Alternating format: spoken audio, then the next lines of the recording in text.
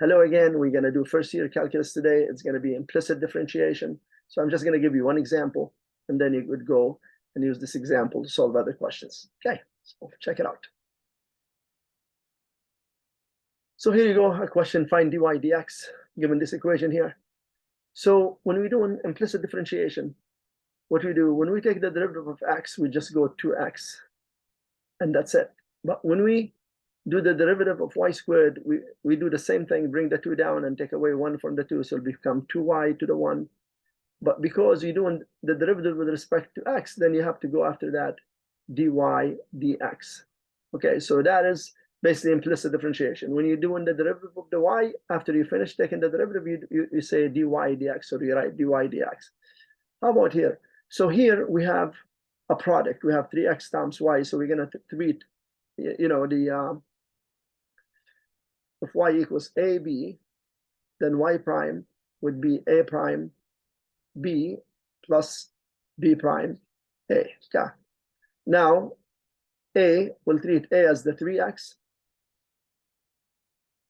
and therefore a prime would be the derivative of 3x, so that's just 3, and b, we're going to treat it as y, and the derivative of y, so b prime would be, because that's the b right here, will be just the derivative of y is 1 times dy dx. So we don't have to write the 1, just dy dx.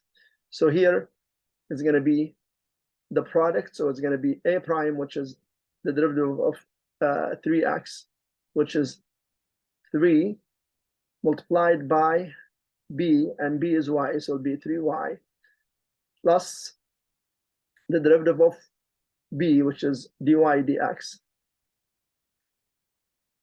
times times a, which is the 3x, and therefore times 3x. Now, when we get to this stage here, we still have to find dy dx, or solve for dy dx. So the only way we could do that is to bring any term that has a dy dx in it to one side, and then anything that doesn't have dy dx in it, you bring it to the other side. So what I'm going to do, I'm going to bring this here, because it has a dy dx, to this side, and I'm going to bring the 2x to that side. So I'm going to still have the 2y dy dx on this side, and I'm bringing this here, and I'm going to rearrange it while I'm bringing it to this side. Of course, when we bring things, we change sides to, if anything, we change the sign. So that's plus. When it goes to the other side, it becomes minus, and I'm just going to rearrange it as 3x dy dx equals, we still have the 3y on the right side, but I'm bringing the 2x to the right side, so this positive here, so when it comes to the other side, it becomes minus 2x. Yeah. Now, you could ask me why we are doing this. We're doing this because now, here we could take out dy dx as the greatest common factor, and I'm left with, why am I writing an equal sign there? Brackets, so I'm taking out dy dx as the greatest common factor, open brackets, and I'm going to get 2y minus 3x in the brackets equals 3y minus 2x.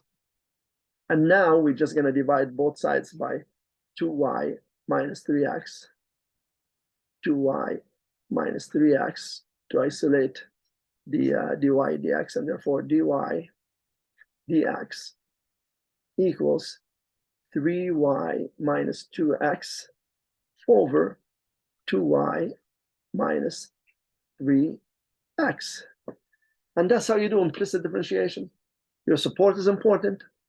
Keep on supporting. As always, thanks for watching. Till next time, bye-bye.